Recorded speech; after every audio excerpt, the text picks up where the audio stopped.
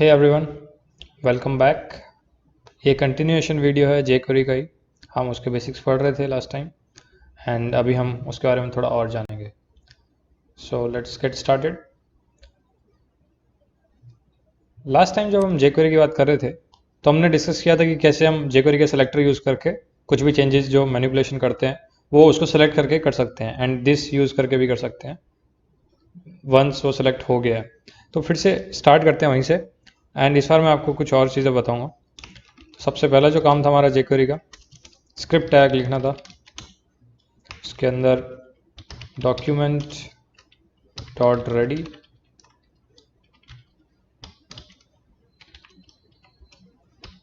ये हमारा basic syntax था jQuery को यूज़ करने के लिए।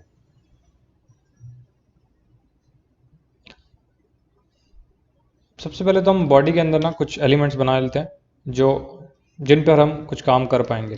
तो मैं कुछ div टैग, कुछ p टैग, कुछ एंकर टैग्स और स्पैन टैग्स में बना देता हूँ।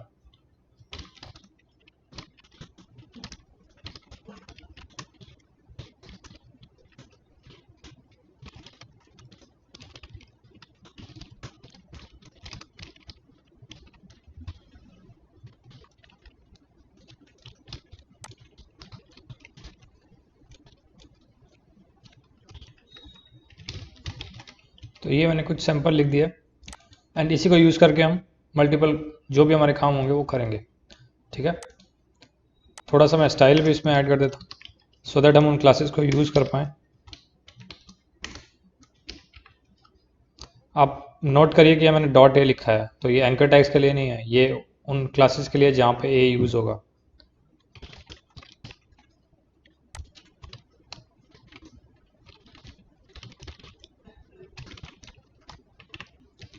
तो ये सैंपल रेडी हो गया है, इसको रीलोड करते हैं। ये कुछ ऐसा दिख रहा है। तो ये हमारा बेसिक लेआउट रेडी हो गया।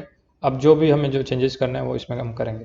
तो सबसे जो सिंपल सा जो काम था सेलेक्ट करने वाला, वो हम इस तरीके से कर रहे थे, राइट, कि एंकर टैग सेलेक्ट करना है एंड उसके बाद हमें जो भी ऐड करना है हम कर सकते थे या फिर ऐड क्लास कर सकते थे, जो भी फंक्शन हमें यूज़ करना है। तो मैं इसमें ए ऐड कर देता हूँ। Let's just change the name so that easy रहे, आपको कन्फ्यूजन ना हो। तो मैंने अभी एंकर में ए क्लास मैंने ऐड किया है। ठीक है, सिंपल है, कोई मुश्किल वाली चीज़ नहीं है इसमें। अब ये जैसी रेडी होगा इसमें एक क्लास ऐड हो जाएगा, सारे जितने भी हाइपरलिंक्स हैं उनमें। तो देखते हैं क्या आता है। अब ये देखिए सारे ग्रीन हो गए हैं। ठीक है, तो ये एकदम सिंपल सा टास्क था, कर लिया हमने। अब मान लीजिए हमें सेम यही काम स्पैन के साथ भी करना है कि सारे जो स्पैन है उसमें भी यही क्लास ऐड हो जाए।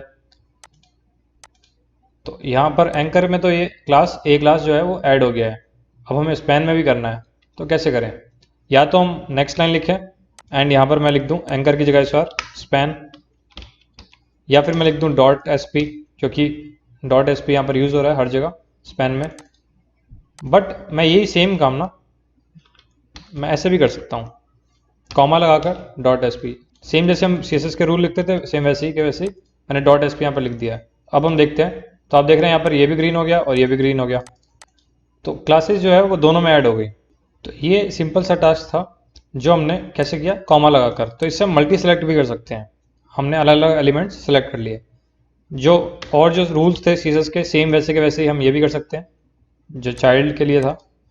तो मैं इसमें रीलोड करूंगा तो आप देख रहे हैं कि जो स्पैन थे वो सारे ग्रीन हो गए और वो इस सिलेक्शन की वजह से हुआ है। तो एक ये सिंपल सा टास्क है। अब आप एक और चीज़ देखिए कि मैं सिर्फ सारे यही सेलेक्टर यूज़ कर रहा हूँ अभी, तो फर्स्ट वाले जो ये सेलेक्टर है मैं उसी में सब कुछ लिख रहा हूँ, राइट। व्हाट इफ मुझे कहीं से पता चले या किसी इवेंट की वजह से मैं ट्रिगर होता हूँ, ये मेरा कोड ट्रिगर होता है कि पी के अंदर तो हम आ गए, अब हमें इसके अंदर सर्च करना है कि भाई स्पैन कौन से हैं, या फिर पी का पेरेंट कौन सा है, या पी के साथ वाले और पी कौन से हैं, यानी सिबलिंग कौन से हैं। तो ये सारे के लिए भी jQuery में फंक्शंस हैं। तो अब आप ये देखिए, अगर मैं लिखता हूँ चिल्ड्रन, अब मैं चिल्ड्रन को भी सर्च कर सकता हूँ यहाँ पे कैसे, डॉट एस पी, और मैं यहाँ पर फिर से लिख सकता हूँ ऐड क्लास, सॉरी ए क्लास था। अब इसको करते हैं रीलोड। अब देख रहे हैं सेम इफेक्ट, कोई डिफरेंस नहीं। अब आप बोलेंगे कि ये हमने एक साथ ही क्यों नहीं लिखा, ये फालतू में चिल्ड्रन वाला क्यों यूज़ किया? क्योंकि कई बार क्या होता है कि आपका जो ओरिजिनल सेलेक्टर है वो ज़रूरी नहीं कि वो स्पैन आप डायरेक्ट कर सकें। हो सकता है कि आपको यहीं पे कोई इवेंट ट्रिगर हुआ हो, जैसे क्लिक इवेंट ट्रिगर हुआ हो, एंड आप उसकी वजह से आए, तो यहाँ पर आप एक्चुअल में ये यूज़ कर रहे होंगे उस टाइम पर, दिस यूज़ करेंगे, एंड उसके अंदर आप चिल्ड्रन सर्च कर रहे हैं कि एसपी वाले क्लास के जो भी हैं वो सिलेक्ट हो जाएं। तो ये एक तरीका है चिल्ड्रन, ठीक है। अब मैं एक और काम करता हूँ, पी की बजाय स्पैन की बजाय इस बार मैं पेरेंट लिख देता हूँ यहाँ पर। तो अब जो पी के पेरेंट है जो कि है आईडी div मेन है, राइट, वो सिलेक्ट होगा। अब प्रॉब्लम ये है कि पी का जो पेरेंट है वो एक ही होगा, राइट, एक फिक्स पेरेंट होगा, क्योंकि HTML इसी तरीके से काम करता है। तो हमें ये जो क्लास जो हमने दिया ना, ये हमें देने की जरूरत नहीं है, क्योंकि पेरेंट एक फिक्स्ड होगा। हमने जब रिलोड किया तो आप देख रहे हैं कि यहाँ पर डिवीजन जो div था, div टैग, उसके अंदर क्लास हमारी ऐड हो गई है, एंड ये अपने आप कलर चेंजेस हो गए हैं। तो ये पेरेंट हो गया, चिल्ड्रन हो गया। अब सिबलिंग ट्राई करते हैं, मैं सिबलिंग लिखता हूँ यहाँ पर। तो अब जो सिबलिंग है ना वो सेलेक्ट होगा। सिबलिंग मतलब इस पी के जो और भाई लोग हैं, जैसे हायरार्की में आप देखिए ये एक पी है, उसी का पी टैग ये है, तो वो सेलेक्ट हो गया। अगर मैं यहाँ पर div लिख के और उसके अंदर एक पी लिख दूं, तो अब ये वाला जो पी है,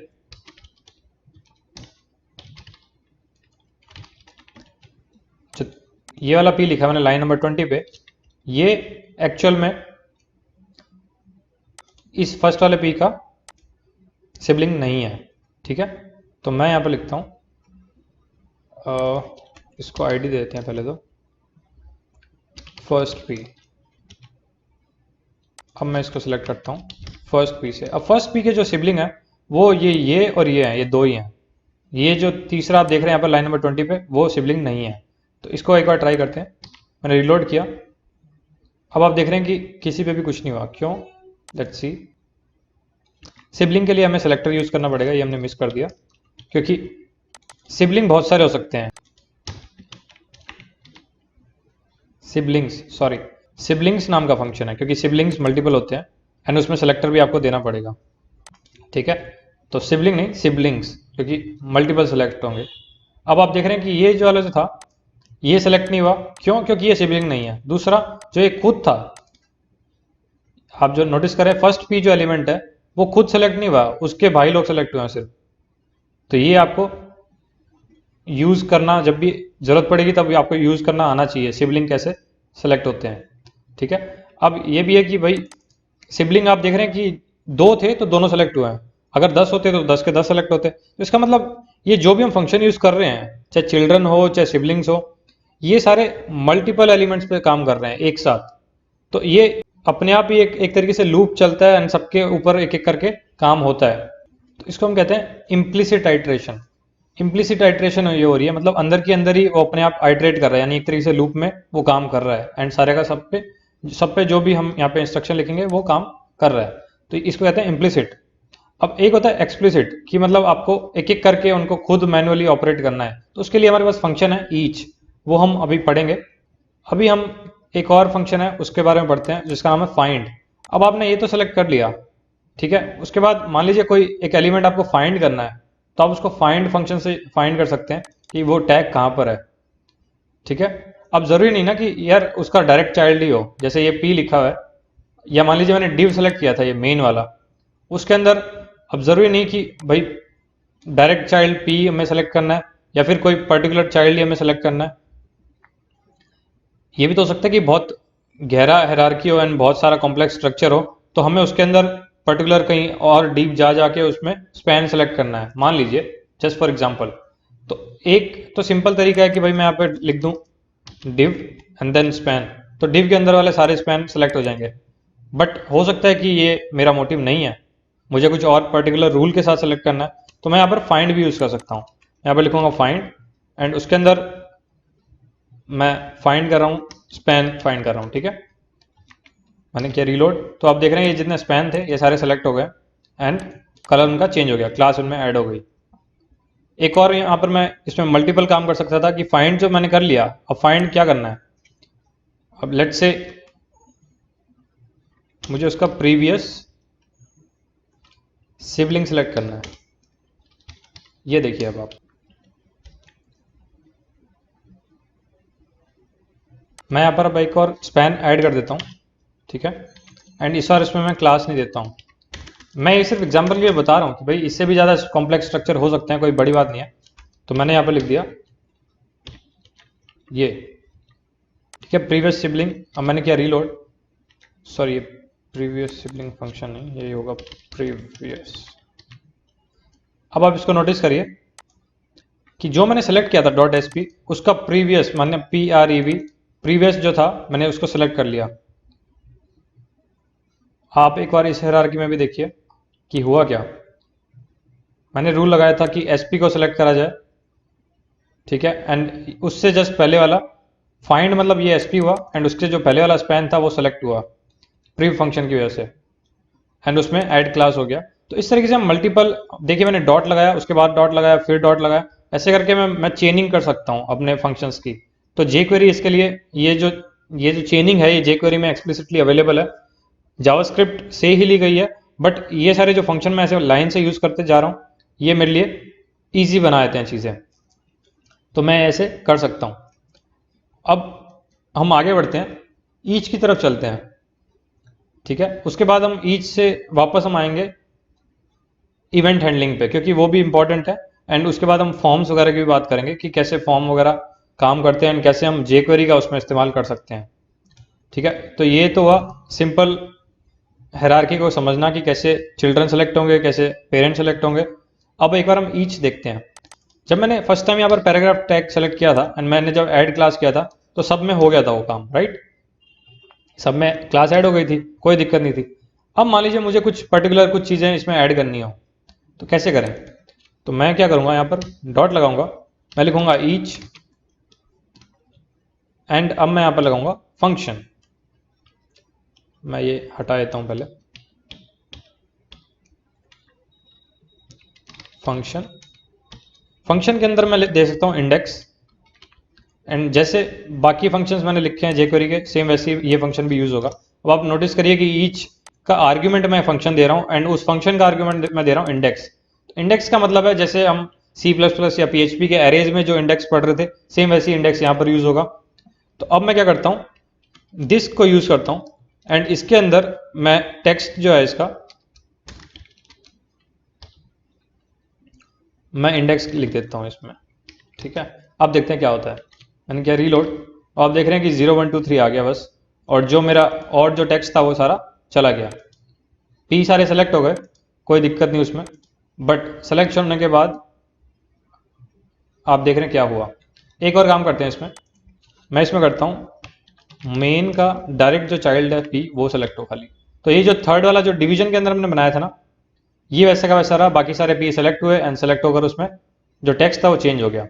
अब ये मैनिपुलेशन है तो बहुत अच्छा, अब आप इसको यूज कैसे कर सकते हैं, मतलब ये तो एक एग्जाम्पल था। अब रियल लाइफ में आप ऐसे यूज कर सकते हैं कि भाई आपका LI टैग हो, आपके पास लिस्ट हो, उसमें नंबर्स ऐड कर सकते हैं, या कोई डिवीजन की लिस्ट हो, डिव डिव डिव डिव लगाया हो एंड आप वहां पर भी उसको यूज कर सकते हैं। तो एक एग्जाम्पल आप ऐसा देखिए कि मैं कर देता हूं,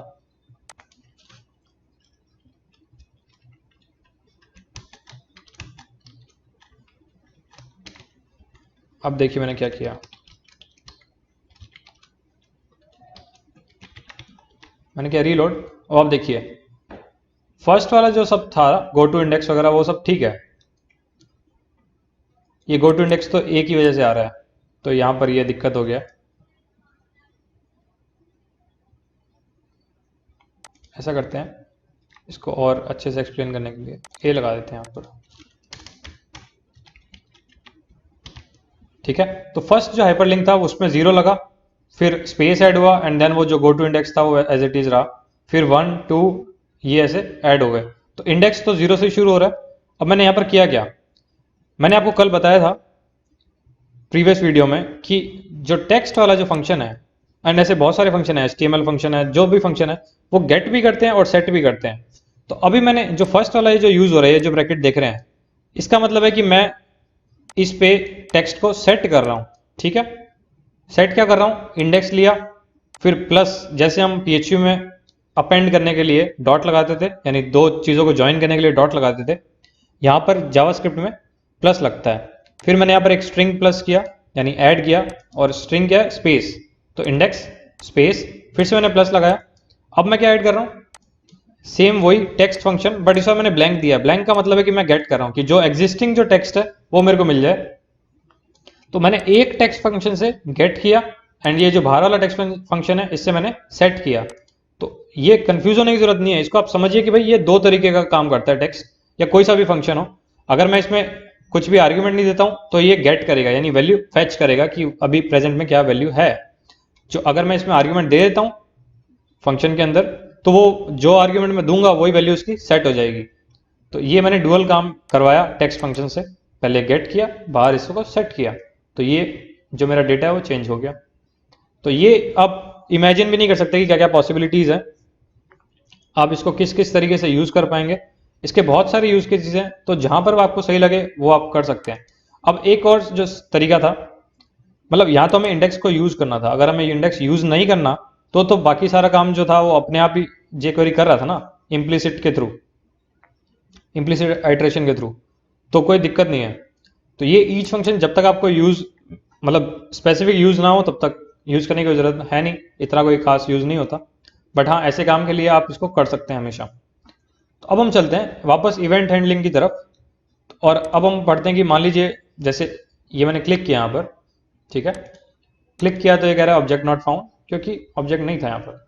व्हाट इफ मैं कुछ अपना खुद का इवेंट ट्रिगर करना चाहता हूँ कि चाहे यूजर क्लिक करे एंड वो लिंक चाहे कहीं का भी हो, बट मैं उसको भेजूंगा अपने जावास्क्रिप्ट कोड के हिसाब से, ठीक है। तो अब ये है मजे की बात। सबसे पहले तो क्लिक वाला इवेंट था, तो मैंने बताया था आपको ऑन क्लिक यूज कर सकते हैं या फिर डायरेक्ट आप क्लिक यूज कर सकते हैं। तो मैं यहाँ पर डायरेक्ट क्लिक यूज कर रहा हूँ, ये शॉर्ट हैंड है, वही ऑन क्लिक वाला ही काम करेगा, कोई दिक्कत वाली बात नहीं। मैं यहाँ पे फंक्शन में इवेंट दे सकता हूँ या फिर कुछ भी अपना वेरिएबल का नाम लिख सकता हूँ। ये भाई इवेंट अंदर चला गया। अब ये इवेंट अंदर एक्सेसिबल होगा, कैसे होगा, लेट्स सी। अब मैंने ये क्लिक हैंडलर तो इस पर लगा दिया, ठीक है। मैं इसको रिलोड करता हूँ, मैं इस पर करता हूँ इंस्पेक्ट। अब आप यहाँ देख रहे हैं इवेंट हैंडलर्स पे, इवेंट लिसनर्स पे, कि क्लिक पे कुछ ना कुछ कोड चलेगा। अब वो कोड क्या चलेगा भाई, ये मेरा कोड यहाँ पर है, ये उसके बारे में डिटेल पूरी दी हुई है कि क्लिक पे कुछ ना कुछ होएगा। अब क्या होएगा, मैं यहाँ पर देखो लिसन तो कर रहा हूँ कि क्लिक हो तो कुछ करना है। अब क्या करना है मैं इसको बता देता हूँ क्या करना है। भाई सबसे पहला काम, क्लिक जब हो तो मुझे लेट्स से किसी और एलिमेंट पे अपडेट करना है कि इट वाज क्लिक्ड, तो हम फर्स्ट पी को एडिट कर देते हैं, या इवन बेटर फर्स्ट पी से के अलावा हम एक और चीज यहाँ पे बना लेते हैं, सॉरी आईडी रिजल्ट। हम इसमें मॉडिफिकेशन करेंगे जो भी हमें करना है। तो हमें क्या करना है, जब ये क्लिक हो तो उसका टेक्स्ट हम बना देंगे कि क्लिक हुआ था। ऑब्वियसली हम कंसोल लॉग कर सकते हैं, तो भी उसमें भी कोई दिक्कत नहीं है, कुछ भी आप कर सकते हैं। मैंने किया रीलोड, अब मैंने यहाँ पे किया क्लिक, तो पहला तो भाई वो क्लिक जो था वो जहाँ पे जो लिंक था वहाँ पे चला गया, तो पहले तो उसको रोकना पड़ेगा क्योंकि वो है गड़बड़, ठीक है। तो मैं यहाँ पे क्या करता हूँ, ये ई जो हमने लिया था ना इवेंट, ये इसीलिए लिया था।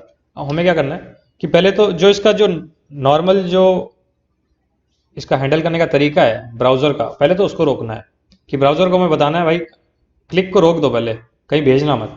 तो हमने क्या किया, प्रिवेंट डिफॉल्ट, तो इसका जो डिफॉल्ट एक्शन था ना वो खत्म हो गया, वो रुक गया। मैंने क्या बैक करके मैं इसको करता हूँ रीलोड। अब मैंने क्या क्लिक, अब देखें कुछ नहीं हुआ, लिंक है यहाँ पर index.html का, कुछ नहीं हुआ फिर भी। रीजन, क्योंकि मैं भाई यहाँ पे ब्राउजर को बता रहा हूँ कि क्लिक हो गया, मैं हैंडल कर रहा हूँ, आप इसको आगे मत जाने देगा। प्रिवेंट डिफॉल्ट, तो एक तो ये फंक्शन है, आपको एकदम अच्छे से याद होना चाहिए कि ये यूज करना है, और हर क्लिक या कुछ भी अब जब आप मैनिपुलेट कर रहे हैं, चाहे फॉर्म सबमिशन है, तब भी आपको ये यूज करना पड़ेगा। क्योंकि अगर ऑटोमेटिकली आपने ये मतलब जो डिफॉल्ट उसका जो एक्शन था वो नहीं रोका, तो आप मैनिपुलेट करेंगे उससे पहले तो बंदा रीडायरेक्ट हो जाएगा ना, वो फॉर्म तो सबमिट हो जाएगा। तो हमें ये यूज करना बहुत इंपॉर्टेंट है। दूसरा काम, अब जैसे यहाँ पर मैंने एक क्लिक लगाया हुआ है, ठीक है, अगर मान लीजिए मैं पूरे बॉडी पे लगा दूं कि कहीं पे भी क्लिक हो तो मुझे पता चलना चाहिए, राइट। या कोई और भी फंक्शन हो सकता है, मैं पी पे लगा सकूं या डिव पे लगा दूं, इस मेन पे लगा रखा हूं मैंने ये हैंडलिंग वाला चीज। तो जावास्क्रिप्ट में क्या होता है कि भाई ये इवेंट बबलिंग होती है। बबलिंग मतलब जैसे बबल होता है, पहले छोटा होता है फिर मतलब बड़ा होता है, जैसे वाटर ड्रॉपलेट अगर आप ओशन में डालते हैं तो एक वेव बनती है ना, सेम वैसी वो बबलिंग होती है। और अगर मैंने जैसे ए पे यहाँ पे क्लिक लगाया है, तो अगर मैं इसको एंकर को क्लिक करूंगा तो वही इवेंट बाद में बड़ा होके किस पे जाएगा, ए के पेरेंट के पास जाएगा, यानी पी पर जाएगा। अगर मैंने पी पे भी लगाया होगा तो उसमें भी वो इवेंट कैच होगा, ठीक है, ये आप याद रखें। अगर मैंने फिर डिव मेन पे लगाया हुआ होगा, अगर मैंने सेम इवेंट क्लिक वाला, तो वहां पे भी वो कैच होगा। तो वो एक से मल्टीपल जनरेट होगा और वो बढ़ता जाएगा ऊपर तक, बॉडी तक आएगा। तो ये चीज़ आपको हमेशा याद रखनी है। तो अब उसको रोकने के लिए क्या करते हैं कि वो जो बबलिंग जो हो रही है, जो बाय डिफॉल्ट होती है, उसको रोकने के लिए हम ये भी लगाते हैं ई डॉट स्टॉप प्रोपगेशन, कि भाई आगे प्रोपोगेट नहीं करना है, ये इवेंट यहीं पे खत्म कर दो, बात मतलब गाड़ दी हमने, इवेंट खत्म हो गया, ताकि जो पेरेंट्स हैं उनको नहीं पता चलेगा कि यहाँ पर कोई इवेंट हुआ है, ठीक है। अब मैं करता हूँ रीलोड, डिफरेंस कोई नहीं है। अब आप ये देख रहे हैं यहाँ पर क्लिक लिखा आ गया। अभी आपको डिफरेंस नहीं पता चलेगा, और वो इसलिए नहीं पता चलेगा क्योंकि मैंने और कोई क्लिक हैंडल नहीं लगाया हुआ। अगर मैं डिव पे या पी पे लगा दूं तो आपको यहाँ पता चल जाएगा। तो ये दो लाइन है, ये बहुत खास सिग्निफिकेंस की है, तो आप इन्हें याद रखें, ठीक है। तो अब मैंने हैंडल करना सीख लिया है, और मैं एंकर टैग के थ्रू इसको कुछ भी कर सकता हूँ, मैनिपुलेट कर सकता हूँ, ठीक है। अब कौन सा वाला क्लिक हुआ है, मैंने क्लिक तो लिख दिया, बट किस पे क्लिक किया है, मैं यहाँ पर कुछ और कर देता हूँ, click and stopped redirection to, कौन से पेज पे रिडायरेक्ट होने वाला था मैं यहाँ पर वो बता देता हूँ। कैसे बताएंगे, हमने क्या पढ़ना है इसका, एच आर एफ एलिमेंट पढ़ना है, एच आर एफ जो एट्रीब्यूट था वो पढ़ना है। तो मैं यहाँ पर लिखूंगा this ATTR href, let's see अब क्या होता है। मैंने किया रीलोड, अभी दिखा रहा है click and stop redirection to index 3.html, मतलब इस पे जाने वाले थे हम, रुक गए, इस पर क्लिक किया तो index.html आ गया, इस पर क्लिक करा लास्ट वाले पे तो इंडेक्स, ये जो index जो भी है वो वहाँ पे जाने वाला था बट हमने रोक दिया। तो ये इस तरीके से आप एंकर क्लिक्स को या बटन क्लिक्स को हैंडल कर सकते हैं। बटन का भी सेम यही प्रोसेस होगा, कोई दिक्कत नहीं है उसमें। हाँ, एक जो चीज़ आती है भाई, फॉर्म हैंडलिंग, जब हम फॉर्म भर रहे होते हैं तब बटन का क्लिक इवेंट तो ठीक है, बट जब भी आप फॉर्म में बटन क्लिक करते हैं ना, सबमिट वाला, तब वो जो इवेंट होता है वो क्लिक इवेंट नहीं, वो सबमिट इवेंट होता है। जावास्क्रिप्ट का सबमिट इवेंट ट्रिगर होता है फॉर्म के लिए। तो ये आप याद रखें कि भाई नॉर्मल जो एंकर ए टैग और बटन टैग है उनके लिए क्लिक इवेंट ठीक है, काम करता है, बट हमेशा जो फॉर्म का जो सबमिट होगा वो उसके लिए सबमिट इवेंट होता है, उसके लिए आप खास याद रखें। तो चलो हम उस पर काम करते हैं। ये मैं इंडेक्स 3 खोल लेते हैं।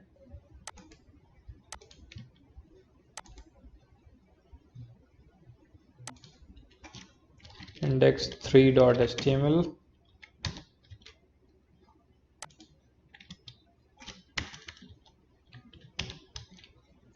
अब मैं क्या करता हूँ, यहाँ से लेके ये जो P है एक्स्ट्रा ये सब हटा देते हैं, फॉर्म टैग लगाते हैं। फॉर्म में क्या होता था, एक्शन, कि भाई कहाँ पे सेव कराना है या कहाँ पे भेजना डेटा को, तो मैं यहाँ पे लिख देता हूँ abc.php। फिर मेथड होता था गेट या पोस्ट, तो अभी हम गेट ही रखते हैं। ये हमारा हो गया फॉर्म रेडी। यहाँ पर इनपुट बनाते हैं, उसका नाम देते हैं, नेम होगा लेट्स से नंबर, एंड उसका वैल्यू देते हैं 22, ताकि हमें बार बार ना भरना पड़े। एक और इनपुट बनाते हैं, इससे सबमिट कराते हैं, सबमिट वैल्यू सबमिट, ये आपका फॉर्म रेडी हो गया, ठीक है। ये इंडेक्स 2 खुल गया, वापस 3 खोलते हैं। तो ये आपका फॉर्म रेडी है। मैं जूम आउट करता हूँ तो ये ऐसा दिखेगा, बट अभी जूम पे ही रखते हैं सो दैट आपको सब कुछ दिखे, क्लियर दिखे।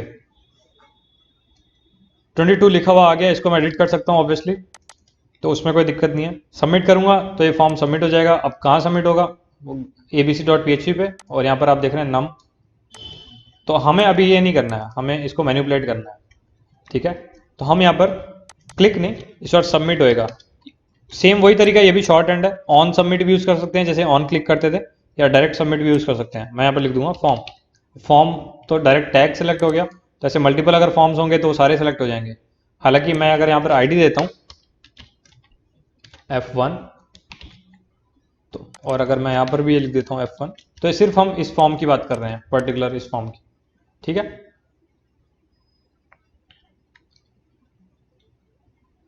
इस बार हम इसका एट्रीब्यूट href नहीं होगा, इस बार एट्रीब्यूट क्या होगा, एक्शन। अब देखते हैं क्या होता है। Clicked and stop redirection to abc.php। तो abc.php पे जाने वाला था, हमने इसको रोक दिया, तो फॉर्म सबमिट ही नहीं हुआ, कितनी भी बार आप क्लिक करो, ठीक है। अब मैं इसमें वैल्यू और देता हूं,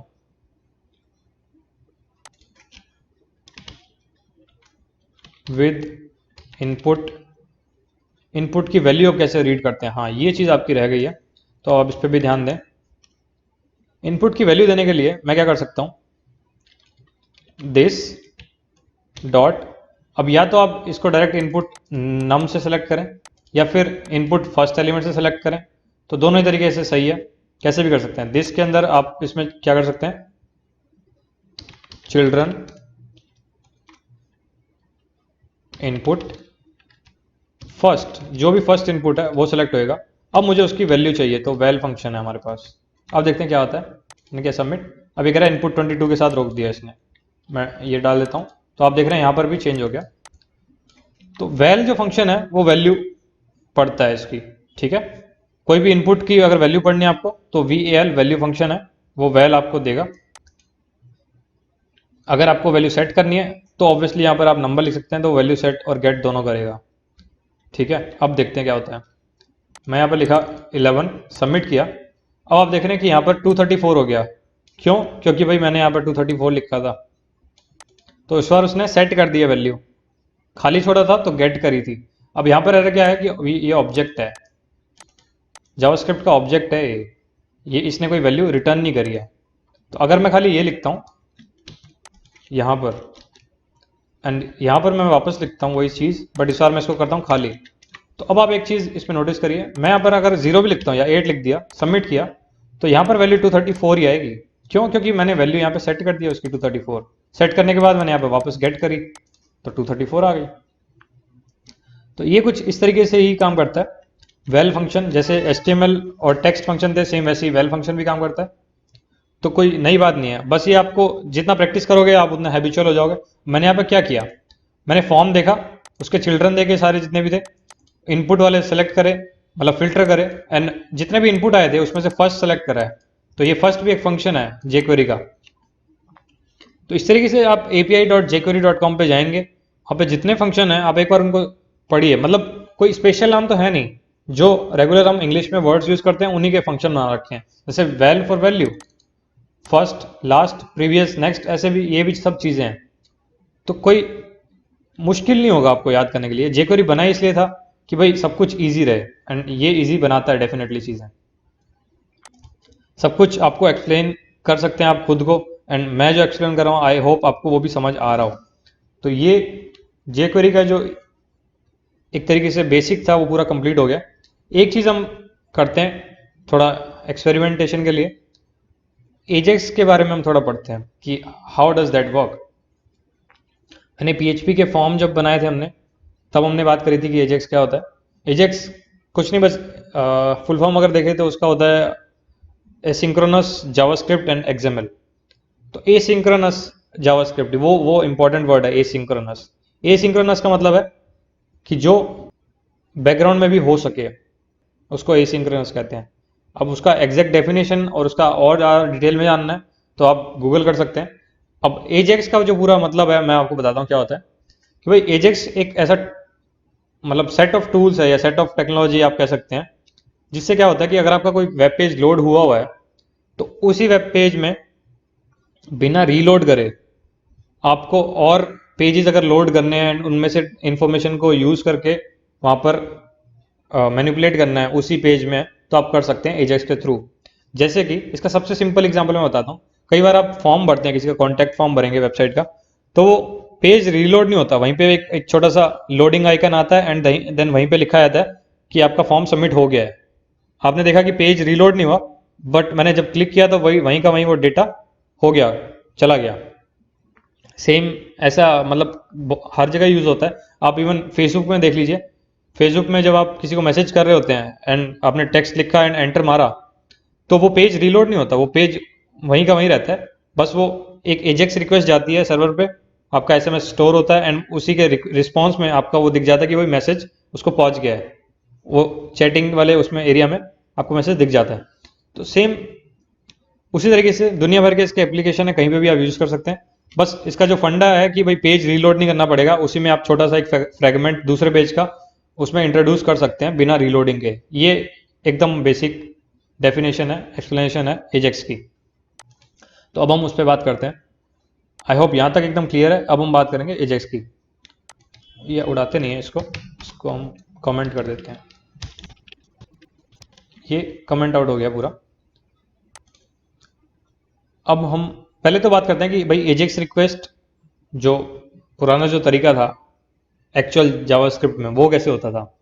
भाई उसके लिए एक लंबा सा कोड था जिसको एकदम ऐसा रट्टा सा मारना पड़ता था, क्योंकि थोड़ा सा डिफिकल्ट था। स्क्रिप्ट टैग है वही जैसे जावास्क्रिप्ट में होता है।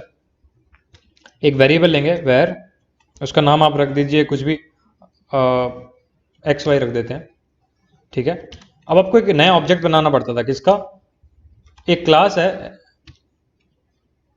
ये XML HTTP रिक्वेस्ट का एक क्लास है, उसका एक ऑब्जेक्ट आपको बनाना पड़ेगा एंड इसी क्लास को यूज करके आप एजेक्स रिक्वेस्ट भेजते थे। मैं थे इसलिए यूज कर रहा हूं क्योंकि जावास्क्रिप्ट का नेटिव जो एकदम ओरिजिनल तरीका था वो यही था। हालांकि अभी जो एकदम लेटेस्ट जो वर्जन आया है जावास्क्रिप्ट का ही, उसमें अवेट और सिंक नाम के दो वर्ड्स आ गए हैं। तो ये जो दोनों भाई भाई हैं अवेट और एसिंक, ये दोनों का यूज़ करके एजेक्स एक्चुअली बहुत इजी हो गया है, मतलब ओरिजिनल जावास्क्रिप्ट में भी। तो ये एकदम पुराना तरीका है, इसको आप याद मत करें अब, क्योंकि अब ये ओवर हो गया है, अब इसका काम नहीं है। बट मैं आपको बता रहा हूँ कि ये किस तरीके से होता था। सिंपल सा फंडा ये है कि ये यहाँ पर मैंने वेरिएबल लिया, उसके बाद ये लिखना पड़ता था एकदम आँख बंद करके कि हमेशा यही वाले में on ready state exchange state change, उसके बाद फंक्शन लगाएंगे आप। अब यही फंक्शन और ये आपका तरीका था। उसके अंदर आप लिखेंगे कि भाई ये अभी स्टेट क्या है इसकी, तो दिस डॉट रेडी स्टेट, ये अगर 4 नंबर पे है, और आपको लिखना पड़ेगा दिस डॉट स्टेटस, ये अगर 200 आया है।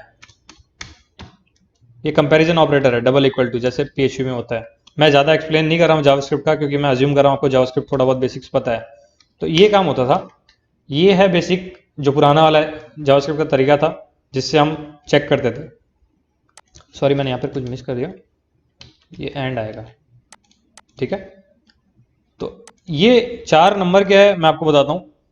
ये इस ऑब्जेक्ट के जो करंट स्टेट है उसमें 4 चेक करता है। 4 का मतलब है कि भाई रिक्वेस्ट डन हो गई है, मतलब रिक्वेस्ट इज कंप्लीटेड। जो बाकी जो स्टेट्स हैं आप गूगल करेंगे पता चलेगा कि 0 का मतलब है कि अभी सेंड नहीं हुई है रिक्वेस्ट, 1 का मतलब है कि ओपन हुआ है, मतलब जो कनेक्शन है वो ओपन हुआ है, 2 का मतलब है कि हेडर रिसीव हो गया है, 3 का मतलब है कि लोड हो रहा है अभी भी, 4 नंबर का है मतलब डन हो गया है। तो हम चेक करें कि भाई जब ये कंप्लीट हो जाए रिक्वेस्ट, और स्टेटस 200 आपको याद होगा, अगर आपने अभी तक नहीं दिमाग लगाया तो मैं बताता हूँ। HTTP रिस्पॉन्स कोड है। तो जैसे 500 is for internal server error, 404 is for page not found, तो वैसे 200 का मतलब होता है ओके। तो ये आपको नहीं याद है तो प्लीज़ यार ये आप पढ़िए, मैंने लास्ट कुछ वीडियोज़ में भी बताया हुआ है, तो आप फिर से रिवाइज करिए। तो ये यहाँ तक मेरा जो काम था ये हो गया। अब इसके अंदर मैं कुछ भी करूँ वो मैं कर सकता हूँ, मतलब मेरे को जो रिस्पॉन्स का डेटा है उसको पढ़ना है तो मैं पढ़ सकता हूँ, ठीक है।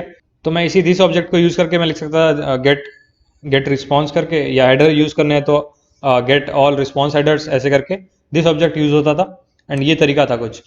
एंड यहाँ पर मैं पहले इसको ओपन करूँगा, ओपन, एंड उसके अंदर मैं लिखता था कि कौन से तरीके से भेजना है रिक्वेस्ट, एंड यहाँ पर मैं उसका URL लिखता था, एंड यहाँ पर ट्रू कि एसिंक है, ठीक है, और xy.send, इससे आपका रिक्वेस्ट सेंड हो जाता था। ये आपका बेसिक तरीका था कैसे एक्चुअल जावास्क्रिप्ट में भेजा जाता था। ठीक है, अगर आपको जैसे एक्स वाई को ही अगर यूज़ करना है और तो आप ये भी चेक कर सकते हैं कि अभी प्रोग्रेस में है तो हम लोडर दिखा दें, तो ये एक स्टेट होती थी। ठीक है, इसमें आपको ऐसे फंक्शन लिखना पड़ेगा एंड ये पुराने तरीके हैं, मैं अब इस पर और बात नहीं करूँगा। ठीक है, एक लास्ट मैं एक लाइन और लिख देता हूँ क्योंकि मेरा मन है। ऑन लोड करके ये भी एक तरीका था।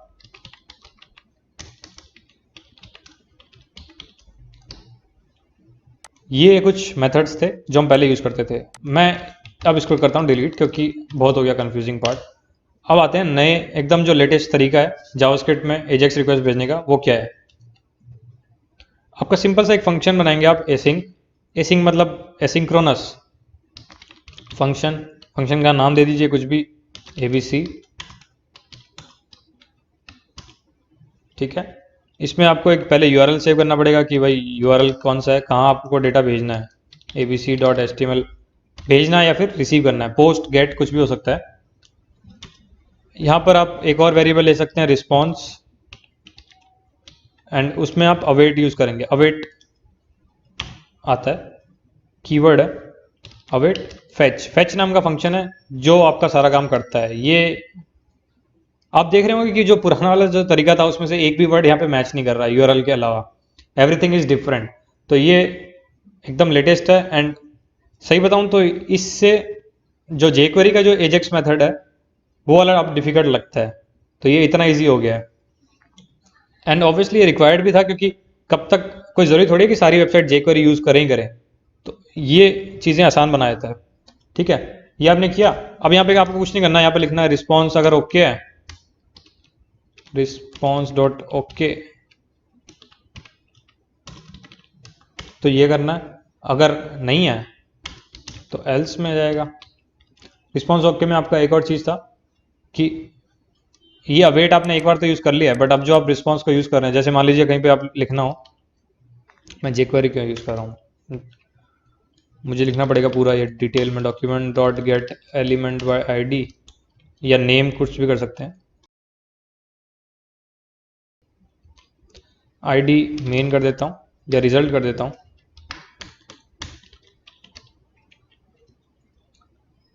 इसका इनर HTML मुझे चेंज करना है और वो क्या करना है, अवेट रिस्पॉन्स डॉट टेक्स्ट।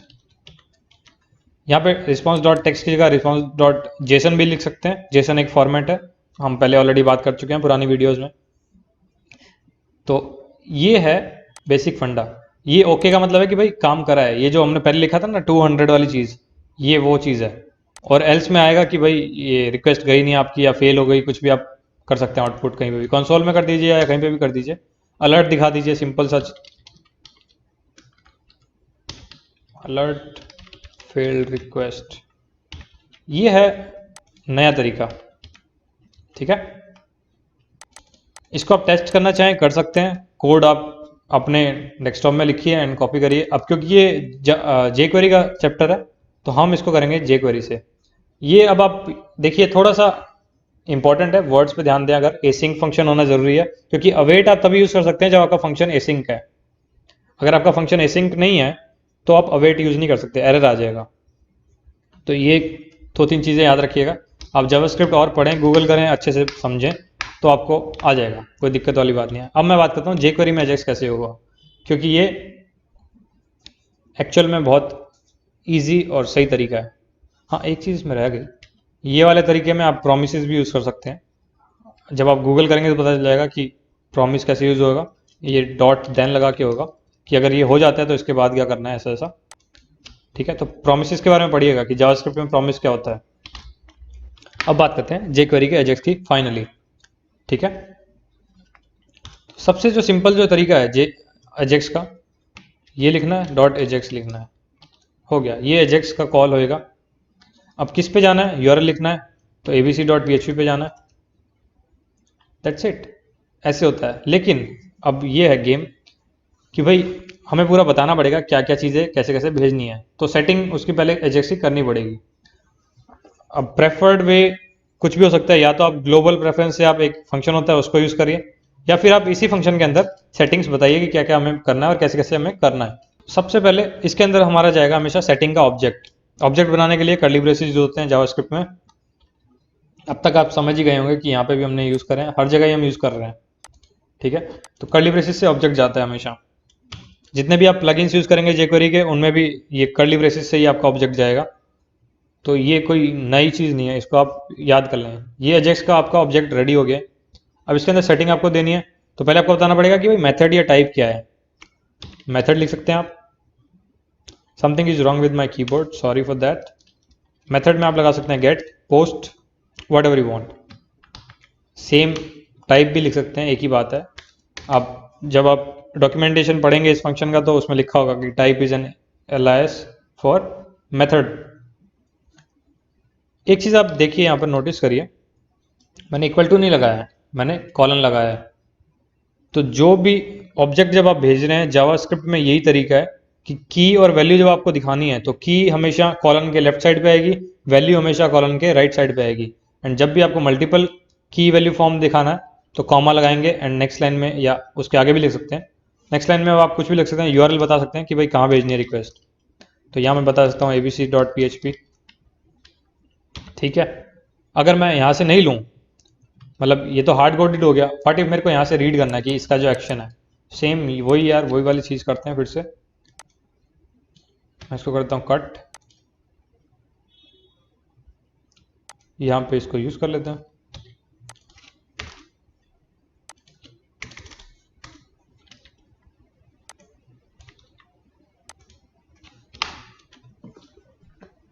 अब ये सबमिट जब होएगा तो ये एजेक्स कॉल होएगा।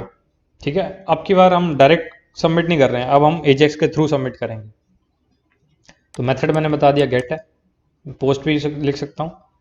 यूआरएल जो है मैं कहाँ से लूँगा, आपको पता है मैं कहाँ से लूँगा। मैं लिखूँगा this dot attr action. URL आ गया हमारे पास, वो यहाँ इसका एट्रीब्यूट पड़ेगा एक्शन एंड abc.php आ जाएगा, तो यूआरएल abc.php हो गया, काम खत्म। तीसरा जो है, मैं यहाँ पे बता सकता हूँ कि भाई सेंडिंग से पहले हमें कुछ करना है, अगर डेटा को मैनिपुलेट करना है या डेटा में कुछ एडिशन सब्सट्रैक्शन कुछ भी करना है, तो एक यहाँ पर आप बता सकते हैं बिफोर सेंड, मतलब सेंड करने से पहले आपको डेटा के साथ कुछ भी करना है तो आप यहाँ पे फंक्शन लिखेंगे एंड ये उसमें आप बता सकते हैं कि बिफोर सेंड हमने क्या किया। नेक्स्ट जो काम है डेटा, हमें क्या डेटा सेंड करना है। ठीक है, तो उसके लिए सबसे जो सिंपल काम है, मतलब एक तो ये है कि आप उसको मैनुअली लिख सकते हैं कि डेटा कैसे जाता है। उसके लिए आपको पढ़ना पड़ेगा कि जब भी फॉर्म सबमिशन होता है तो डेटा किस फॉर्मेट में जाता है, वो सीरियलाइज फॉर्मेट में जाता है हमेशा। तो jQuery ने ये काम आसान करा हमारे लिए। कैसे किया मैं बताता हूँ। ये करना है आपको, डॉट सीरियलाइज लिखना है, दैट्स इट। अब सीरियलाइज क्या करेगा, इस फॉर्म के अंदर जितने इनपुट होंगे ना, उनका नेम और वैल्यू उस टाइम पे ले लेगा एंड उसको सीरियलाइज फॉर्म में रख देगा। तो आपका जो काम है वो जीरो हो गया है, लिटरली जीरो, कुछ नहीं करना। सीरियलाइज लिखोगे, जितने इनपुट वैल्यूज होंगी उसमें वो सारा फैच कर लेगा एंड इसमें डाल देगा, काम खत्म। टू बी ऑनेस्ट ये आपका खत्म हो गया है, एजेक्स रिक्वेस्ट खत्म, इतना ही काम होता है। अब आपको यहाँ पे या तो आप इसको खत्म कर सकते हैं, एजेक्स रिक्वेस्ट हो गया कंप्लीट, लेकिन नहीं, हमें आपको अब इसमें यूज करना पड़ेगा ना कि भाई जब अगर सक्सेसफुल रिक्वेस्ट हो गई तो क्या करना है। पहले जो फंक्शन था वो हम यहीं पे लिख देते थे कि सक्सेस पे क्या करना है। ठीक है, लेकिन अब ये हो गया डेप्रिशिएट, तो हम ये यूज नहीं करेंगे। अब क्या करना होता है कि अगर कंप्लीट हो गया है तो जैसे हम डॉट देन यूज कर रहे थे ना पहले वाले तरीके में, हम यहाँ लिखेंगे डन। जब ये कंप्लीट हो जाए तब क्या करने का भाई, हमने लगाया फंक्शन, फिर से वही चीज एंड दैट्स इट। डन होने पे ये करना है। अगर फेल हो जाए तो क्या करना है, फेल पे हमें फिर से वही function, that's it, done. Done और फेल आपको समझ आ गया, मतलब अभी हम और इसमें लिखेंगे, don't worry about that.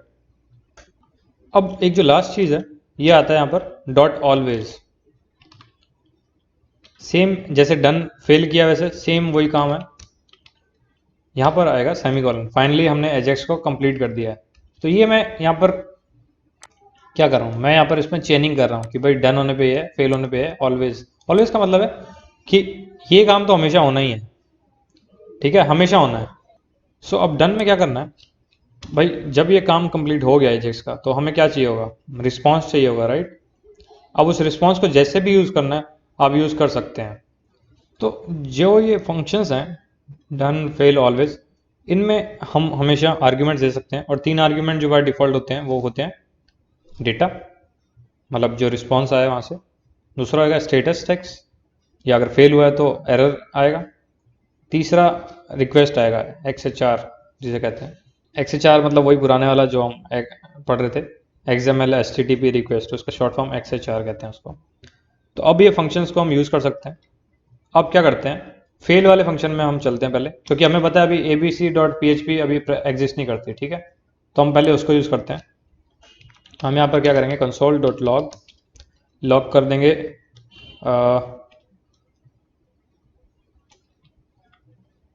abc में लिख देंगे b, करें, रिलोड करते हैं, सबमिट किया।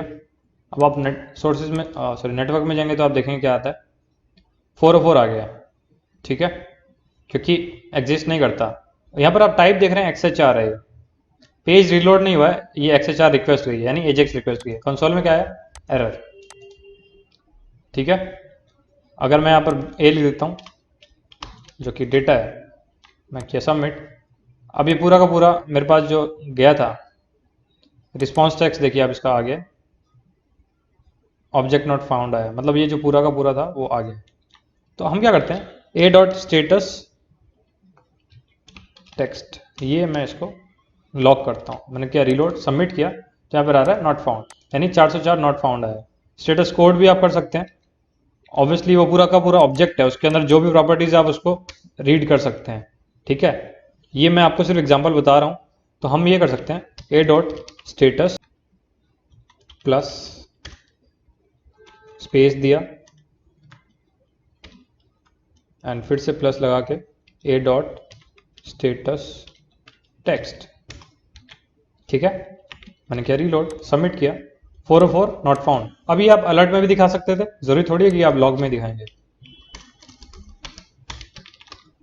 एरर दिखा सकते हैं कुछ भी कि भाई ये दिक्कत हो गई है, कहीं पे भी आप दिखा सकते हैं। रिलोड किया, अब ये 404 नॉट फाउंड लिखा आ गया। तो ये फेल वाला केस आप हैंडल कर सकते हैं किसी भी तरीके से। ऑलवेज जो है वो हमेशा कॉल होएगा, जब भी ये रिक्वेस्ट कंप्लीट होएगी तो फाइनली कॉल होएगा ही होएगा। जैसे जावा जो प्रोग्रामिंग लैंग्वेज है, जावा नॉट जावा स्क्रिप्ट, जावा में जो फाइनली का काम होता है ना, सेम वैसे ही ऑलवेज यहाँ पे करेगा जावा स्क्रिप्ट में। तो ये आपका फेल तो हो गया होगा। अब हम डन करते हैं, डन वाला कम थोड़ा देखते हैं कैसे होता है। डन में भी सेम ए बी और सी होंगे।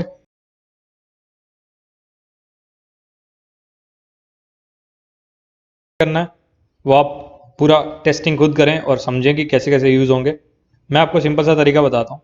पहले तो हम बनाते हैं abc.php बनाते हैं, ठीक है, सॉरी abc.php, ठीक है, echo data received if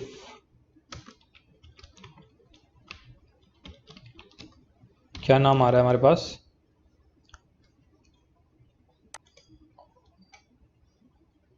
num,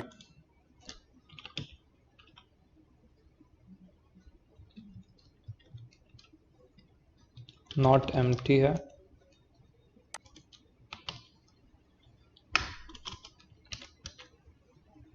ये हमने सिंपल सा काम कर दिया। अब देखते हैं क्या आता है और कैसे आता है। मैंने किया console.log a, करते हैं रिलोड, मैंने किया सबमिट। अब यहाँ पर आप देख रहे हैं जो रिस्पॉन्स आया था वो आया था डेटा रिसीव्ड, ठीक है। अगर मैं चाहूँ यहाँ पर तो मैं यहाँ पर ये भी कर सकता हूँ, साथ में ये भी डेटा आउटपुट कर देता हूँ। मैंने किया सेव, सबमिट, डेटा रिसीव 22। हालांकि ये एकदम मतलब थर्ड क्लास काम है, ये बिल्कुल भी मत करना कभी। कभी मैंने नम में कुछ ऐसा टैग डाल दिया एंड वही आपने यहाँ पर आउटपुट कर दिया तो आपका बहुत गड़बड़ हो सकता है। मतलब एक्सेसेस इसको कहते हैं, एक्सेसेस अटैक कहते हैं। तो ये आप ना करें। ये मतलब मैं सिर्फ एग्जांपल के दिखा रहा हूँ, ये बहुत मतलब बिल्कुल भी सेफ नहीं है। आप एज इट इज़ तो कभी भी आप यूज़र के इनपुट को आउटपुट कभी नहीं करेगा, हमेशा किसी ना किसी फंक्शन के थ्रू आप उसको आउटपुट करिएगा, चाहे वो HTML एंटिटी हो, चाहे वो स्ट्रिप टैग्स हो, कुछ भी करिए, बट उसको सैनिटाइज करके ही आउटपुट करिए, अदरवाइज करिए मत। हमेशा उसको सेव कर लीजिए, बाद में देखेंगे, बट यूज़र को तो आउटपुट मत दिखाइए, ठीक है। ये मैं एक टिप दे रहा हूँ कि हैकिंग से कैसे बचें। तो मैं जितनी बार सबमिट करूंगा, आप यहाँ देख रहे हैं कि 6 7 ये बढ़ता जा रहा है और डेटा रिसीव 22 है। नेटवर्क पे आप देखेंगे तो हमेशा आपका डेटा जा रहा है, XHR रिक्वेस्ट जा रही है, 200 आपका स्टेटस कोड आ रहा है। ये एकदम सिंपल सा काम हो गया है, ठीक है। अब हम वापस चलते हैं इस पर। डन पे तो ये होता है, ऑलवेज पे क्या करना है, ऑलवेज पे हम इस पर कर देते हैं, लॉक कर देते हैं रिक्वेस्ट सेंट। सेंट भी क्यों, कंप्लीट करते हैं, ठीक है। इसको मैं कॉपी करता हूँ। बिफोर सेंड में क्या करते हैं, यहाँ पे इसको आउटपुट कराते हैं, रिक्वेस्ट इनिशिएट कर दी हमने। आप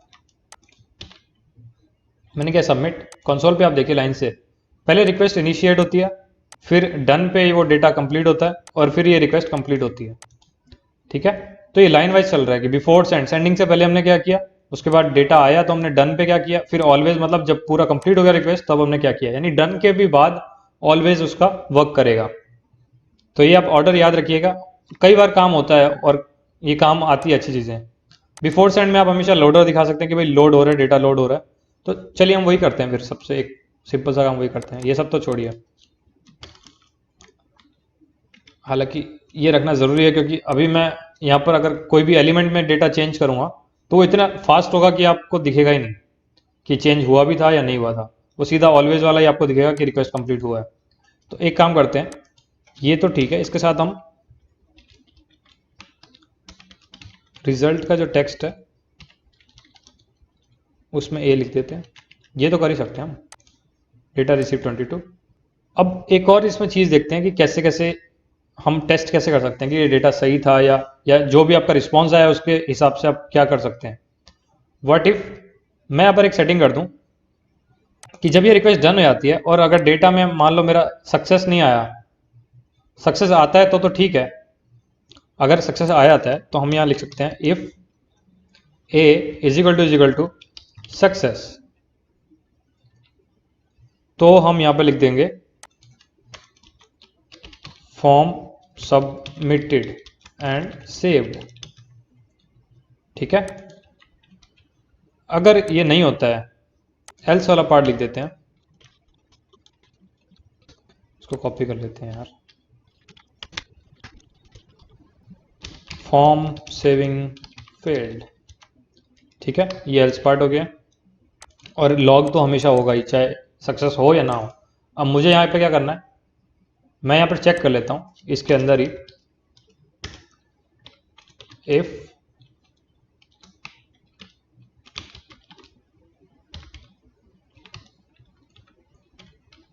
अगर ये 50 है, एक और चीज़ मुझे यहाँ पे चेक करनी पड़ेगी, मुझे फंक्शन इंट वैल्यूज करना पड़ेगा, क्योंकि जो मेरे पास गेट से पोस्ट से कुछ भी डेटा आता है वो हमेशा स्ट्रिंग होता है पहले। ये पहले वीडियोज में मैंने बताया हुआ है, तो नहीं याद है तो आप रिवाइज करिए। अब मैंने चेक कर लिया कि 50 अगर मैं इनपुट देता हूँ तो मैं क्यों करता हूँ सक्सेस, अदरवाइज मैं इनपुट करता हूँ मतलब आउटपुट करता हूँ। एक और काम करते हैं कि सक्सेस आउटपुट हो गया उसके बाद एग्जिट, मतलब यहाँ पे कोड खत्म। अगर ये कुछ भी नहीं होता है तो यहाँ पर एरर तो आएगा ही आएगा, ठीक है। तो अगर मतलब सक्सेस के अलावा इसमें एरर ऐड हो जाएगा अगर ये इसमें मैं गया ही नहीं, तो सक्सेस जैसे ही आउटपुट होगा तो एग्जिट हो गया, मतलब कोड वहीं खत्म हो जाएगा। तो सिंपल सा स्क्रिप्ट है, कुछ खास नहीं है इसमें। देखते हैं क्या होता है। सबमिट किया, ये आ रहा है फॉर्म सेविंग फील्ड। अब मैं इसमें लिखता हूँ 50, सबमिट किया, फॉर्म सबमिटेड एंड सेव्ड। अब आप देख रहे हैं यहाँ पर यहाँ एरर आया था, फिर सक्सेस आया तो रिक्वेस्ट कंप्लीट, ठीक है। आई थिंक ये बहुत बेसिक सी चीज़ है। हाँ, अब इसमें इंपॉर्टेंट चीज़ें आती हैं कि भाई बिफोर सेंडिंग से आप पहले यहाँ पे चेक कर लो कि भाई डेटा जो जा रहा है वो सही जा रहा है, ईमेल एड्रेस किसी ने लिखा है तो वो गलत तो नहीं है, फ़ोन नंबर डाला है तो 10 डिजिट है या नहीं है।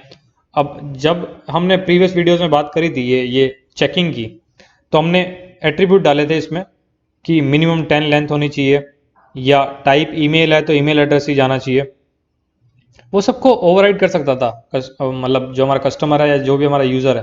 कैसे कि अगर मैं टाइप ईमेल लिख देता हूँ, ठीक है, वैल्यू मैं 22@33.com डाल देता हूँ। ये जो मेरा टाइप था ना ईमेल, मैं जब इसमें ये हटा दूंगा, अब मैं जब सबमिट करूंगा तो पहली बात तो सबमिट वहाँ पे उसने हैंडल करा, यहाँ पे सबमिट मतलब इसने हैंडल ही नहीं किया, ब्राउज़र ने हैंडल नहीं किया, ठीक है। दूसरी चीज़ थी कि मैं यहाँ पर इसको एडिट भी तो करके टेक्स्ट कर सकता था ना, तो एक ये भी तो दिक्कत थी ना। बट जावास्क्रिप्ट से जब मैं ये चेक करता हूँ यहाँ पर बिफोर सेंड से, इस फंक्शन के अंदर वो कोई एडिट नहीं कर सकता। मेरा जावास्क्रिप्ट कोड जो यहाँ पर है वो तो वही एज इट इज़ वही रन होएगा, उसमें मैं चेंजेस थोड़ी कर सकता हूँ। चेंजेस मैं अगर कर भी सकता हूँ तो मैं ये डेटा मान लो अभी यहाँ पे तो भेज दिया, मतलब ये एटलीस्ट एक लेवल तो आपका सिक्योरिटी बढ़ा ही देता है ना। यहाँ पे मैं अगर इसमें चेंजेस कर भी देता हूँ, ठीक है, ये मैंने चेंजेस कर दिए। मैं जब इसको सबमिट करूंगा तो कंसोल लॉग में अगर मान लीजिए मैंने पूरा डिलीट भी कर दिया स्क्रिप्ट, अब मैं जब भी ये सबमिट कर रहा हूँ तो भी वो काम कर रहा है। क्यों? क्योंकि वो ना, इसको कहते हैं जावास्क्रिप्ट का एक वीएम वर्चुअल मशीन यहाँ पे चल रही है जावास्क्रिप्ट की, उसमें वो सेव हो गया है, वो जो आपने भेजा था उसमें आप चेंजेस नहीं कर सकते। तो यहाँ पे आपको जो भी दिख रहा हो, अगर आपने चेंजेस कर भी दिए हैं तो कोड तो वही चलेगा सर। हाँ, एक काम आप कर सकते हैं कि भाई इस पे जब मैं ये इंस्पेक्ट करूँगा एंड इवेंट लिस्टर लगाऊंगा सबमिट वाला, ये मैं अगर यहाँ पे रिमूव कर दूँ तो अब ये सबमिट हो जाएगा और एरर आएगा सीधा। ये दिक्कत हो गया है। तो एटलीस्ट एक लेवल सिक्योरिटी आप बढ़ा रहे हैं नॉर्मल यूजर्स के लिए, ताकि आपको डेटा एकदम करेक्ट आए। ये चीज़ आप समझें कि ये 100% सिक्योरिटी नहीं है। सिक्योरिटी तो बैक एंड पे ही आएगी, यहीं पे आपको पूरा चेक करना पड़ेगा। बट एटलीस्ट एक लेवल तो यहाँ पे फ़ायदा तो हो रहा है ना, फालतू ईमेल एड्रेस तो नहीं आएंगे ना। हाँ, अनलेस ये पूरा हटा ही दिए यहाँ पे, कुछ परसेंटेज बेटर हो गया है ये कहूँगा मैं। तो ये था आपका गेट मेथड। पोस्ट करना हो तो यहाँ पे पोस्ट लिख सकते हैं, चाहे यहाँ पे आपका कुछ भी था जाएगा अब ये पोस्ट से। अब मैं जब करूँगा यहाँ पर बैक करके रीलोड करता हूँ, ठीक है। अब मैं जब यहाँ पे जाऊँगा नेटवर्क पे, मैंने किया सबमिट। अब यहाँ पे आप देखें abc.php या क्वेश्चन मार्क नहीं आ रहा अब, क्योंकि गेट पे क्वेश्चन मार्क आता था। अब आप इस पे हेडर पे देखिए कैसे आता है। रिक्वेस्ट मेथड क्या था मेरा, पोस्ट हो गया सर, गेट नहीं है। लास्ट में आप देखेंगे तो फॉर्म का डेटा मैंने नम ये भेजा है और ये XML HTTP रिक्वेस्ट है। ये है आपका पोस्ट वाला तरीका, काम वही है सेम। यहाँ पे ये जो फंक्शन था ये सब कुछ कर देता है हमारे लिए, तो बहुत इजी हो जाता है। इसलिए ये एजेक्स आप पूरा कंप्लीट इसमें कंट्रोल कर सकते हैं, ठीक है। तो यहाँ पे jQuery का जो बेसिक है वो पूरा कंप्लीट होता है। आप इसको जितना प्रैक्टिस करेंगे उतना आपके लिए बढ़िया है, अदरवाइज चीज़ें आप या तो भूल जाएंगे या फिर आपको समझ नहीं आएंगी। तो आप प्रैक्टिस करते रहिए, यूज़ करते रहिए, बेस्ट है। और जो भी फंक्शंस है यार, आप जो भी अगर खुद कस्टम का कुछ कोड बनाना शुरू करें कि चलो यार मैं कस्टमाइजेशन मेरे को करना है, तो मैं अपने कोड के लिए खुद लिख देता हूँ कि मेरे को ऐसा फीचर चाहिए, जस्ट गूगल इट। हो सकता है वो ऑलरेडी किसी ने आपसे बेटर बना के रखा हो, क्योंकि jQuery ओपन सोर्स है एंड उस पर इतने प्लगइन्स बने हुए हैं ऑलरेडी, चाहे वो गैलरी के हों, चाहे वो पॉपअप के हों, चाहे वो वैलिडेशन फॉर्म वैलिडेशन के हों, तो वो सब बने हुए हैं। Just Google it and check करो कि वो लास्ट अपडेट कब हुआ था। एंड उसके साथ में उसके इश्यूज भी लिखे होते हैं कि जब कोई भी गिटअप पे कोई भी प्रोजेक्ट होता है तो साथ में इश्यूज भी होते हैं वहाँ पे, कि लोग जो रिक्वेस्ट करते हैं कि भाई क्या आप इसमें ये चेंजेस करोगे, या फिर या आपका स्क्रिप्ट यहाँ पे फेल हो जाता है, या फिर उसके फॉक्स होते हैं जो मतलब मान लो कई बार जो ओरिजिनल जो आपका प्लगइन है वो उसका डेवलपमेंट बंद हो जाता है, कि मेन डेवलपर ने बोल दिया कि बस ये लास्ट है, उसके बाद मैं अपडेट नहीं करूँगा। तो जो नेक्स्ट जो चीज़ होती है उसके बाद क्या होता है, आप उसके फॉक्स देखो कि और लोगों ने उसी को कॉपी करके क्या क्या चीज़ें बनाई हैं। तो ओपन सोर्स में ये फायदा रहता है, कम्युनिटी इतनी स्ट्रांग है कि आपको जो भी आपको एरर आएगा वो ऑलरेडी किसी 10 लोगों को ऑलरेडी पहले वो एरर आ चुका है। तो इसलिए ये चीज़ें डिबग करना इतना आसान हो जाता है। हालांकि खुद अगर डिबग करने बैठोगे तो हो सकता है मुश्किलें आएँ, इट्स नॉट डिफिकल्ट। अब आपको ये कंसोल पूरा यूज़ करना आता है अच्छे से, तो आप कहीं पे भी जावास्क्रिप्ट का कोड एडिट करेंगे, कंसोल लॉग दिखाएंगे या अलर्ट दिखाएंगे, आपको पता चल जाएगा क्या हो रहा है कोड में। तो ये सब चीज़ें हैं। आई होप यहाँ तक एकदम क्लियर हो चीज़ें। कुछ भी दिक्कत हो तो आप कर सकते हैं। एक एक्स्ट्रा एक एग्जाम्पल के लिए हम एक स्क्रिप्ट बनाते हैं। ठीक है, हम कुछ ऐसा करते हैं कि स्क्रॉलिंग को हम डिटेक्ट कैसे करें। ठीक है, jQuery का स्क्रॉल एक इवेंट है, उसको हम यूज़ कर लेंगे एंड स्क्रॉलिंग डिटेक्ट करके हम उनका कलर चेंज करते हैं कुछ भी पैराग्राफ वगैरह का। ठीक है, तो इंडेक्स 3 में बंद करता हूँ, इंडेक्स 4 बना लेते हैं। फॉर्म हटा देते हैं, p लिखते हैं, यहाँ पर पैराग्राफ टैग्स बनाने पड़ेंगे बहुत सारे।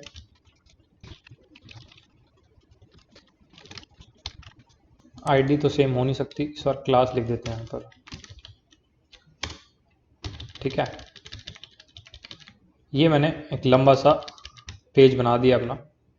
खोल के देखते हैं इसको, इंडेक्स 4। देखिए आपको स्क्रॉल करना पड़ रहा है। ठीक है, अब क्या करते हैं हम, ये रेडी वाला काम तो हो गया।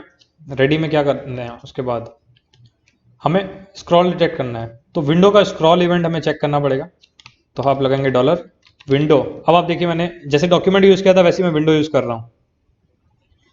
इन्वर्टेड कॉमास नहीं यूज़ करें, क्योंकि विंडो क्या है, जावास्क्रिप्ट का खुद का ऑब्जेक्ट है। यहाँ पर आप अगर लिखेंगे विंडो तो आप देखेंगे ये कोई एरर नहीं दिखाता। अब ये विंडो की सारी प्रॉपर्टीज़ हैं। ठीक है, तो विंडो बहुत बड़ी चीज़ है आपस में, मतलब जावास्क्रिप्ट पूरा का पूरा यहीं से ही चलता है। तो आप उसको पूरा पढ़ सकते हैं कि क्या क्या प्रॉपर्टीज़ मेरे पास अवेलेबल हैं, और ये सारी चीज़ें बहुत काम आती है। हम जो यूज़ करेंगे भाई, इसका हाइट यूज़ करेंगे, क्योंकि स्क्रॉल में हाइट यूज़ होता है ना। अब ये देखिए यहाँ पर लिखा हुआ है इनर हाइट, तो अब इसकी 158 पिक्सल की हाइट है। अब क्योंकि इतना जूम करा हुआ है, अगर मैं इसको जूम आउट कर दूं तो एक्चुअल में आपको पता चल जाएगा क्या है। मैं इसको रिलोड करता हूँ। अब करते हैं window dot inner height, 198 pixel की इसकी हाइट है। तो अभी 198 दिखा रहा है। अब उसको हमें जैसे यूज़ करना है हम इसको यूज़ करेंगे। Let's go with dot scroll. ये ऑन स्क्रॉल भी यूज़ कर सकते हैं या डायरेक्ट स्क्रॉल भी यूज़ कर सकते हैं, एक ये शॉर्ट हैंड है। ठीक है, अब जो भी होगा वो इसके अंदर होगा कि जब स्क्रॉल हुआ तो क्या हुआ। तो पहला हमें क्या करना है, हमें चेक करना है कि अभी कितना स्क्रॉल हुआ है। तो हम पहले इसको लॉग करते हैं कि फंक्शन कौन सा यूज़ करने वाले हैं। हम करेंगे स्क्रॉल टॉप, कि ऊपर कितना स्क्रॉल हो चुका है। मैंने किया reload, scroll top is not defined. Okay, what just happen. ये सॉरी, मुझे विंडो के एस्पेक्ट में यूज़ करना पड़ेगा। स्कोप भी मैंने दे दिया है इस बार। अब देखते हैं क्या होता है। अब ये आप देख रहे हैं कि कितना स्क्रॉल हो चुका है। अब मैं 225 पिक्सल में स्क्रॉल कर चुका हूँ। जितना नीचे आता हूँ 500 पिक्सल मैंने स्क्रॉल किया है। तो अब ये मेरा कितना स्क्रॉल हो चुका है पेज, उस पर पता चल जाता है। ठीक है, और इनर हाइट जो थी, इनर हाइट से हमें पता चल गया कि ये ब्राउजर का हाइट कितना है। तो अगर जैसे मान लो मैं चेक करना चाहता हूँ कि ये यहाँ पर एक पेज मेरा कंप्लीट हो रहा है। ठीक है, मैं जैसे चेक करना चाहता हूँ कि पेज नंबर 2 आए, जैसे मतलब फर्स्ट, ये इसको कहते हैं हम फर्स्ट फोल्ड। तो ये हमारा फर्स्ट फोल्ड है। मैं चाहता हूँ कि ये डीएस है, ये 1 2 3 6 नंबर है ना, 1 2 3 4 5 6,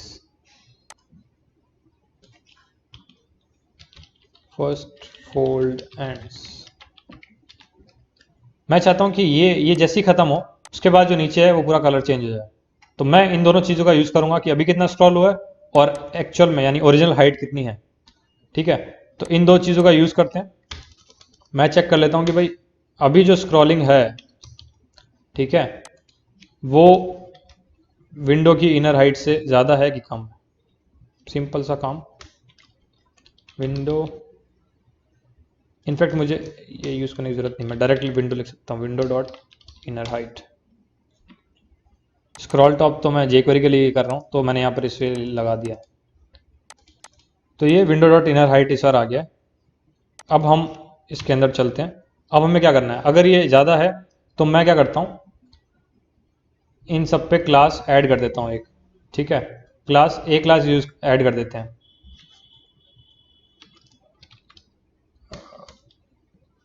ABC वालों पे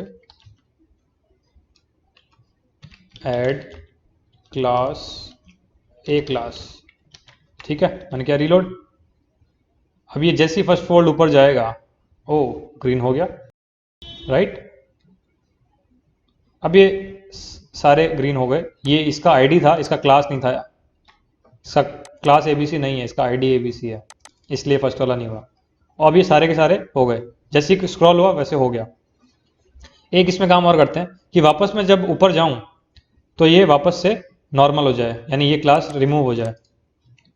तो अब क्या करना है, फिर से चेक करता हूं। हाँ, एक और चीज़ आप देखेंगे यहाँ पर, नोटिस करिए कि मैं ना इस बार यहाँ पर दो चीज़ें लिख देता हूँ। मैं ये इंपॉर्टेंट है और मैं आपको बताता हूँ क्यों। मैं यहाँ पर करता हूँ console dot log class added, इसको मैंने किया रीलोड। कंसोल पे चलते हैं, अभी सब ब्लैक है। अब मैं जैसे ही ये फर्स्ट फोल्ड एंड होएगा, अब आप यहाँ पे देखिए नंबर बढ़ता जा रहा है, 3 4 5 6, ये जितना स्क्रॉल होएगा उतनी बार ये क्लास एडिड होएगा, ऐड होएगा। तो हम नहीं चाहते कि यार ये बार बार कोड रन करे, तो मैं एक स्टॉपर लगा देता हूँ। मैं यहाँ पर लिख देता हूँ and stopper is equal to 0। अगर ये 0 है तो ये आगे रन करे, और अगर ये रन हो गया है तो मैं स्टॉपर को बना देता हूँ 1। तो इससे क्या होगा कि ये अगली बार काम नहीं करेगा, एक ही बार काम करेगा। और मैं क्या करता हूँ, इसको यहाँ पर सेव कर देता हूँ, variable stopper is equal to 0। अब देखते हैं क्या होता है, क्या ये अब की बार भी बार बार होएगा, लेट्स सी। अब देखिए एक ही बार क्लास ऐड हुई, उसके बाद स्टॉपर ऑलरेडी 1 था, तो ये वाला जो एरिया है, ये इफ वाला सेक्शन, ये कभी रन हुआ ही नहीं। इससे हमने जावास्क्रिप्ट का जो इतने इवेंट जनरेट हो रहे थे उनको हमने जाने दिया। मतलब बार बार हम क्लास ऐड करेंगे तो भाई पेज हमारा थोड़ा सा मेमोरी ज़्यादा लेगा, तो हम नहीं चाहते ना जावास्क्रिप्ट रन करता रहे, रन करेगा उतनी बार रिसोर्सेज लगने, तो हमें वो नहीं लगाने। अब की बार हम मिटाने वाला काम भी कर देते हैं। कॉपी करता हूँ, मैं पेस्ट करता हूँ। मैं एल्स नहीं करूँगा, एल्स करूँगा तो ये एंड वाला कंडीशन मेरे को ध्यान रखना पड़ेगा, क्योंकि स्टॉपर भी है। मैं सीधा इफ लगाऊंगा एंड स्टॉपर 1 होना चाहिए, और ये जो है ये इस वक्त उल्टा होना चाहिए। मैं यहाँ पर करूँगा रिमूव क्लास, रिमूव, और स्टॉपर को फिर से कर दिया 0। हाँ, एक और चीज़ है, जैसे हम ऐड और रिमूव कर रहे हैं, तो रिमूव करने से पहले मैं चेक भी कर सकता हूँ कि इसमें क्लास है भी या नहीं है, तो उसके लिए भी फंक्शन है। मतलब कोई एरर नहीं आएगा अगर मैं इसे यूज़ कर देता हूँ तो, बट मैं चेक कर सकता हूँ हैज़ क्लास, एक क्लास, इसमें ये क्लास है भी या नहीं है। अगर ये क्लास है तो ही मैं इसको रन करूँगा।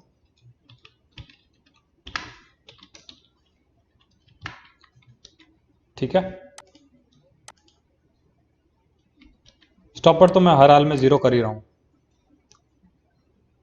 बस इसका मुझे ये ऐड करना है। अब करते हैं इसको रीलोड। अब मैं गया नीचे, फर्स्ट फोल्ड एंड होने वाला है एंड ये ग्रीन हो गया, क्लास एडिट। ठीक है, वापस ऊपर गए, class removed, edit removed, edit removed, green होता है फिर ब्लैक हो जाता है। तो ये एक सिंपल सा कह लीजिए ऐसी माइंड रिफ्रेशिंग एक्सरसाइज थी, ये हमने कर लिया, और हमने विंडो ऑब्जेक्ट हमने यूज़ किया इस बार। तो यहाँ पर जे क्वेरी होती है ख़त्म। मैं इससे ज़्यादा और कुछ नहीं बता सकता, क्योंकि बेसिक्स सब क्लियर हो चुके हैं। अब आपको इससे ज़्यादा जो भी सीखना है वो आपका क्यूरियोसिटी आपको सिखाएगा कि आपके दिमाग में क्या क्या क्रिएटिव आइडिया आते हैं। वही आइडियाज़ से आप गूगल करेंगे, एंड गूगल करेंगे तो आपको पता चल जाएगा कि कौन सा फंक्शन मुझे यूज़ करना है एंड किस चीज़ से आपका जो टास्क है वो कंप्लीट होगा। तो आई होप आपको समझ आया हो, and good luck. Next video में हम बात करेंगे jQuery UI की, कि यूज़र इंटरफेस के लिए हमारे पास वो लाइब्रेरी है एंड हम उसको कैसे यूज़ कर सकते हैं और बेटर चीज़ें बनाने के लिए एंड फास्ट तरीके से बनाने के लिए। So this is it for jQuery. Thank you for watching this video. See you guys again very soon. Thank you.